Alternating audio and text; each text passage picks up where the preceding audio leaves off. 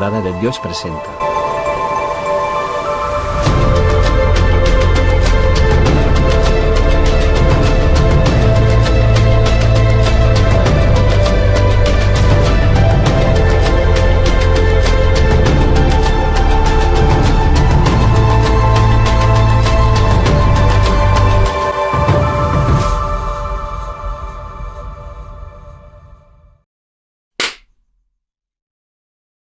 Hola, ¿qué tal? Buenas noches nuevamente para Morada de Dios.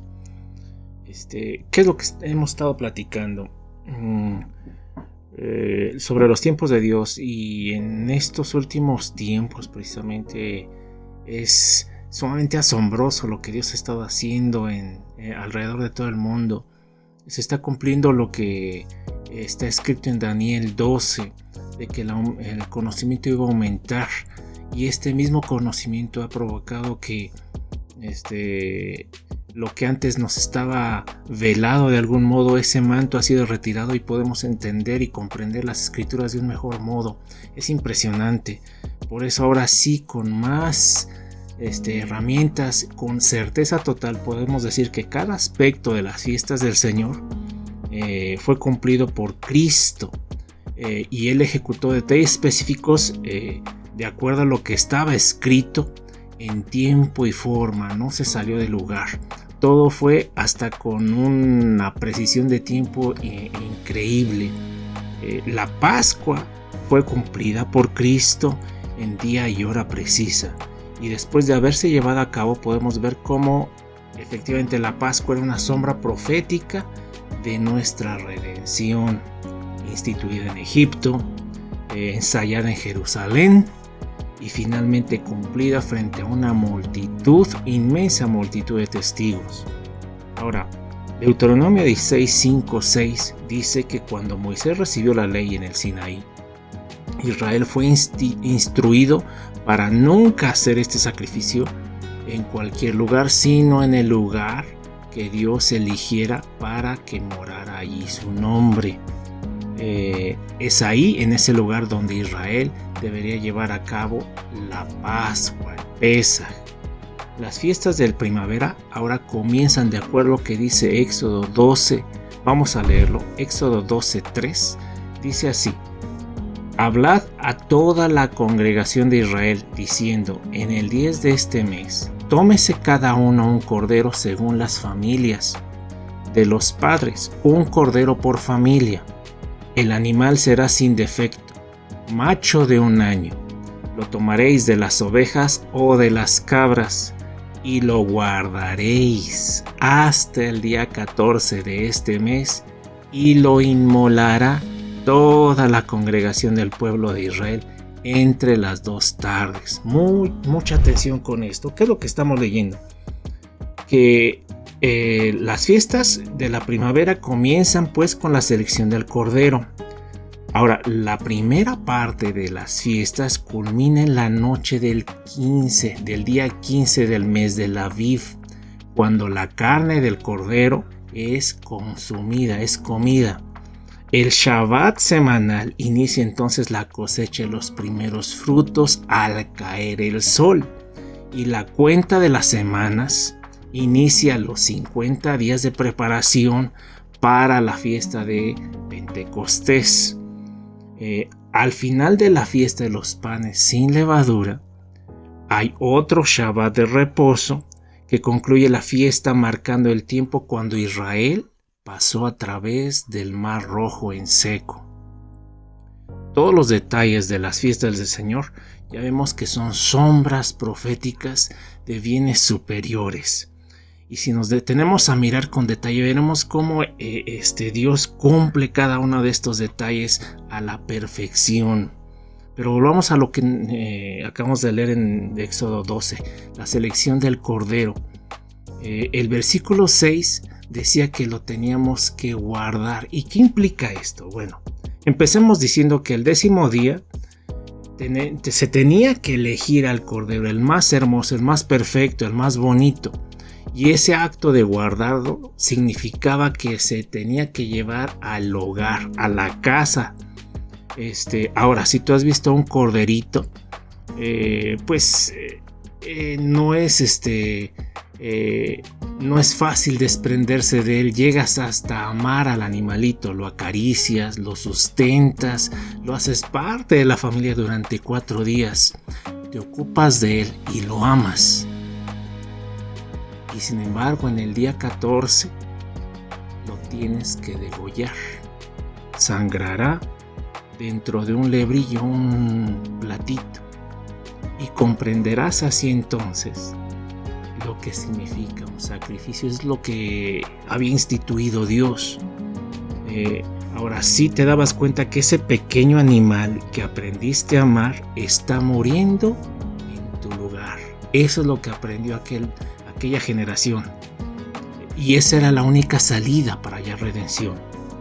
Ahora, si no tiene la sangre del cordero en los postes y el dintel de la puerta, Éxodo nos indica que el ángel del Señor no pasaría sobre esa casa, sino que entraría. Y ahora sabemos que en la tierra de Egipto todos los primogénitos murieron.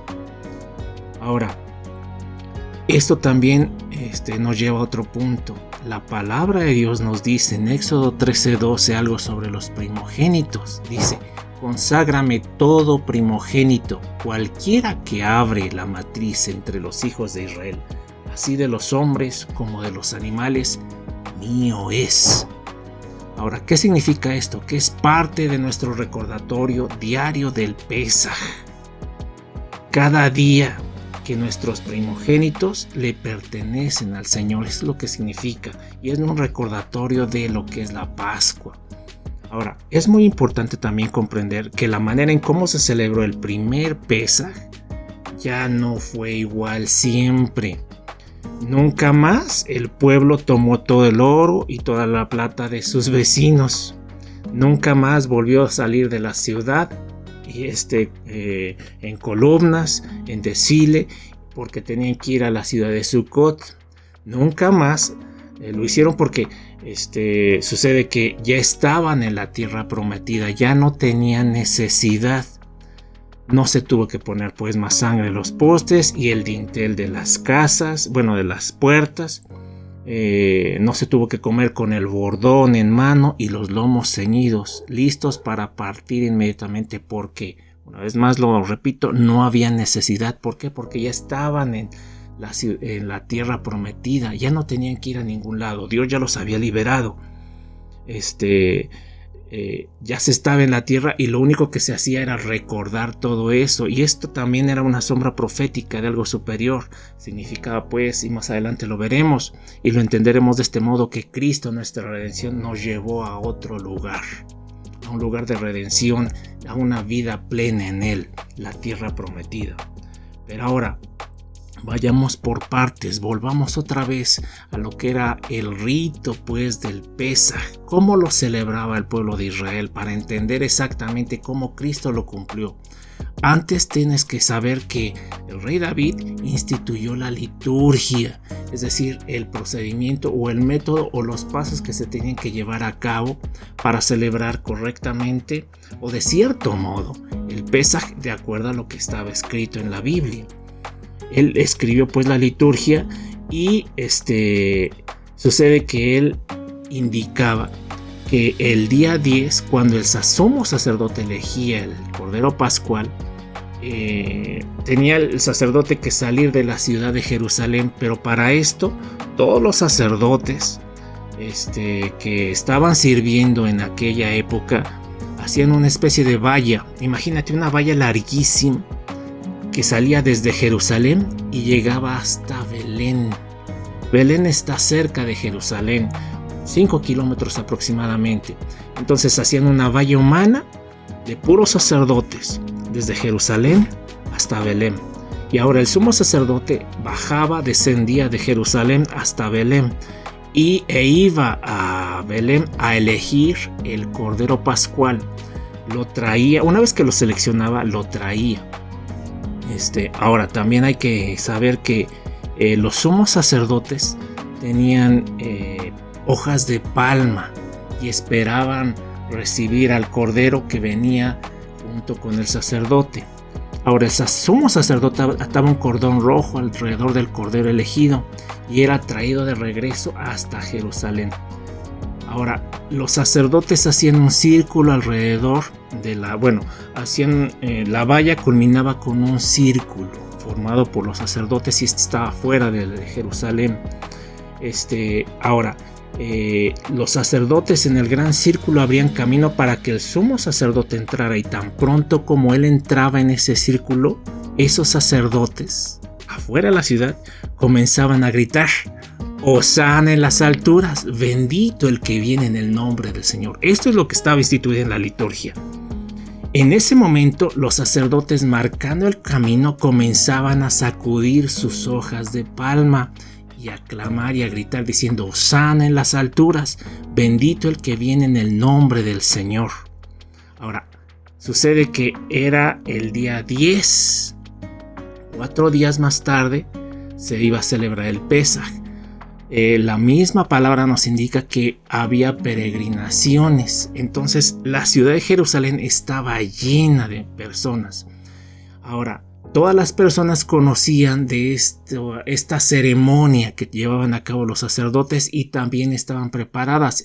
Cuando escuchaban que los sacerdotes empezaban a gritar: Hosana en las alturas, bendito el que viene en el nombre del Señor, todos ya estaban preparados con sus palmas y salían a recibir al Cordero, y era una algarabía porque lo recibían.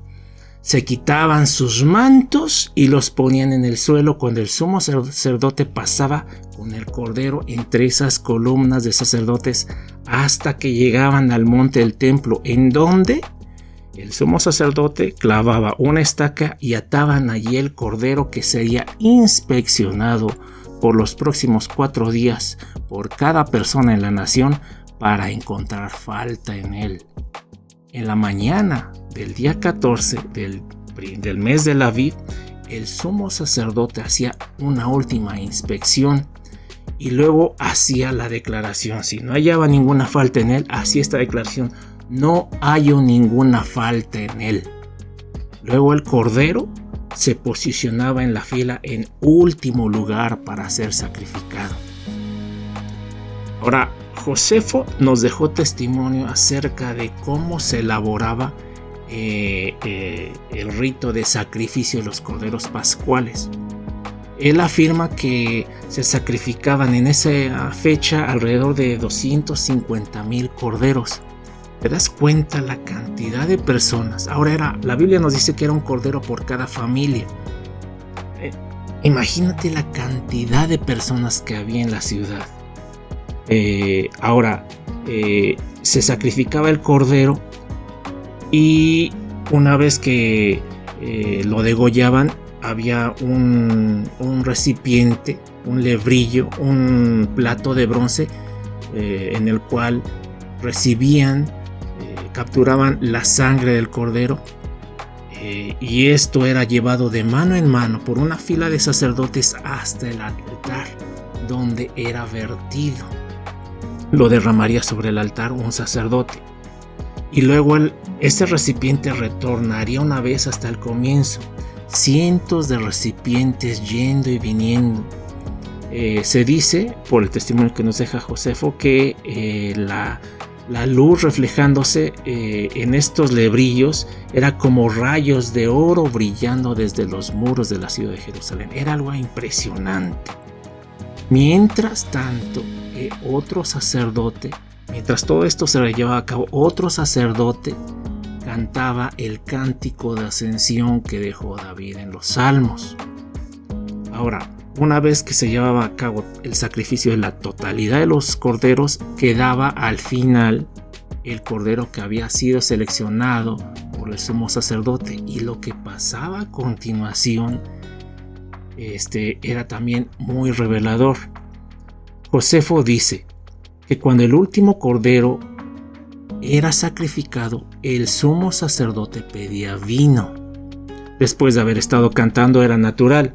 Se mojaba los labios luego de cantar el cántico de ascensión una y otra vez. Llenaba sus pulmones y exclamaba un grito que hacía eco en toda la ciudad. ¿Qué es lo que decía? Consumado es. Y después, todos los corderos que habían sido sacrificados eran tomados y el del sumo sacerdote era puesto en una recámara en el monte del templo. Era rostizado literalmente verticalmente en una estaca, y esa estaca tenía una pieza horizontal afirmada en ella formando una especie de cruz sosteniendo la cavidad torácica del animalito.